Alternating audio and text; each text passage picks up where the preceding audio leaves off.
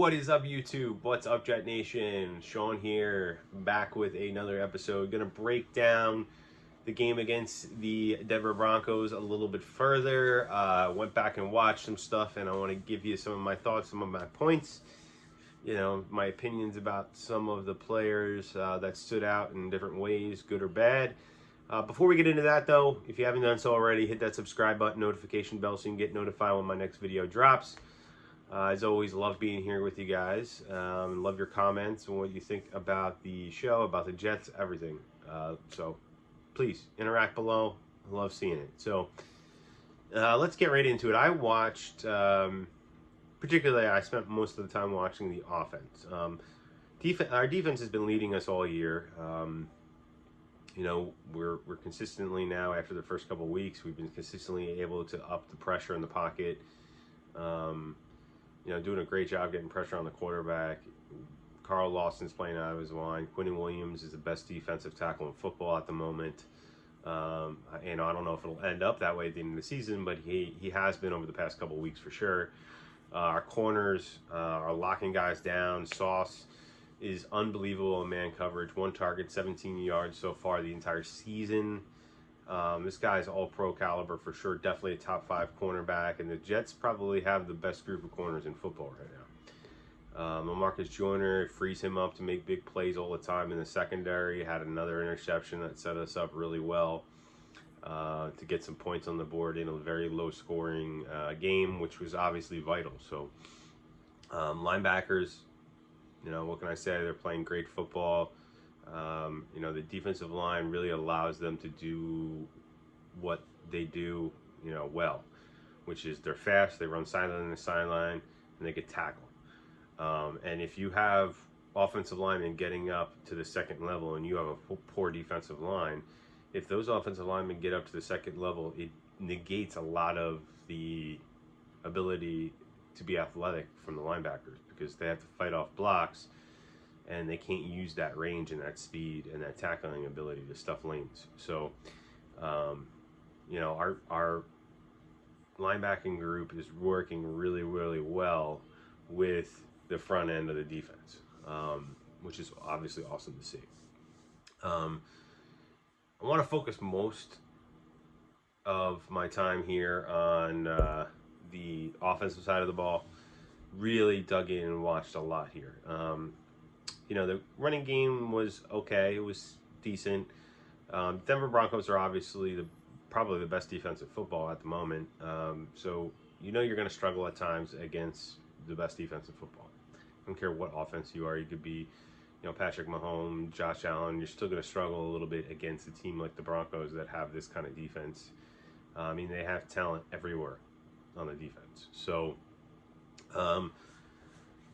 looking back, I was a little worried about the play calling as the game progressed, and looking back and watching the game over again, it wasn't the game call, the game plan or the play calling that was an issue.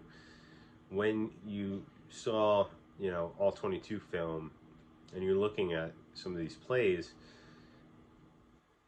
there's 2 sections of this, or 2 parts of this offense that really stood out to me as having some issues in this game.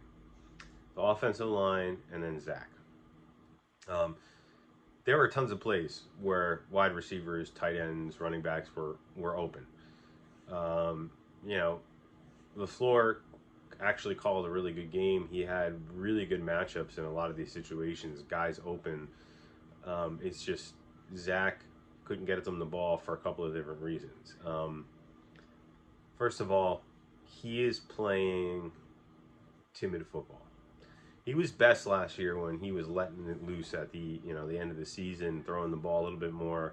Yeah, he was making smart decisions, but he was also, you know, playing free and loose and having fun. And I feel like right now they've been playing such good defense, he doesn't want to lose the game, so he's double clutching. He's also, I feel like he's afraid maybe from his injury. He's afraid to get hit. Something like that, because his feet are, he's not setting his feet always in the pocket. His base is too wide, so he's throwing off of his back foot a little bit sometimes. Or the one time, I I believe it was, yeah, it was on the Uzama overthrow. Uzama was wide open, and you could see it clearly. He should have thrown the ball a lot sooner, but he waited, and he could have lobbed it up. There's no way the defender was going to intercept it, because the defender was heading the opposite way that Uzama was. He bit up on the play action, but Zach held it longer, and then because he held it longer, the rush started getting in his face, and he had to kind of throw it as he was falling backwards, which led to an overthrow. I'll be honest with you. Obviously, we don't want the offensive line to be allowing guys into Zach's face, but at the same time, Zach's got to realize that, and he's got to throw that ball sooner, and there would have been no issue. So, another example of that was on the Conklin play. He got the ball to Conklin. Conklin got the first down, but if he wouldn't have double clutched and pumped that ball, he would have gotten it in there faster. Conklin could have picked up an extra 10 to 15 yards. He was so wide open when you kind of look at the screen, because there was a corner on the right side of the field that was riding his wide receiver upfield on a deep route and wasn't looking backwards, and he would have been the guy that probably would have had to break off of that route eventually and made that tackle, because Conklin was running away from the guy that was trying to cover him and ultimately tackled him. Another play, the fumble. Zach's got to do a better job taking what he can get in certain plays. And the fumble, or the almost fumble play, where he spun around, got away from the pass rush, then he decided to spin around again and almost fumbled it. That particular play, he should have never spun again. I mean, this is the NFL. You're not going to be able to do that over and over again and just escape. But he had his safety valve, I believe it was Corey Davis at the time, on a shallow crossing pattern, which was his check down. He was wide open. The first spin, he could have thrown the ball over them, easily lobbed it in there, and they would have picked up a first down.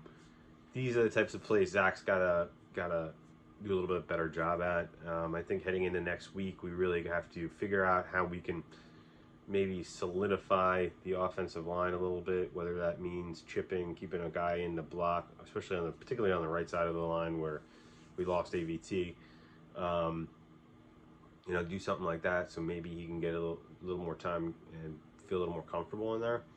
I'm a little worried about the fact that Corey Davis is injured. We don't know how long he's going to be out, because it seems like him and Zach had probably the best chemistry, but quarterback, wide receiver on this team at this point. So that's a little disappointing. That being said, I do feel that Denzel Mims could fill his role. I feel like he's got a really solid skill set that matches Corey Davis as well. He's just not as experienced. So, I want to see them open up this game passing the ball next week a little bit more and try to build some confidence in him. Maybe do some chips or double teams on the right side of the line just to hold it up a little bit longer. And I'm not talking about necessarily deep passes, but I also don't mean these wide receiver screens, swing pass type plays. I want to see some, 3-step drops, slants, some stuff like that. Maybe some, hooks, a tight end running up the seam and running a hook pattern. Kind of get the ball down the field a little bit.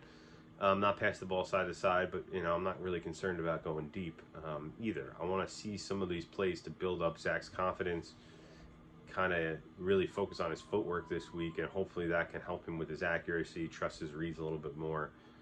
But the one thing I am very confident in is where this coaching staff has come from, what they've done with this roster, what they've done with this team, really building a great identity and game plans and stuff like that. So I do feel that we need Zach Wilson to step up more in the next couple of weeks, especially with Breece Hall gone now.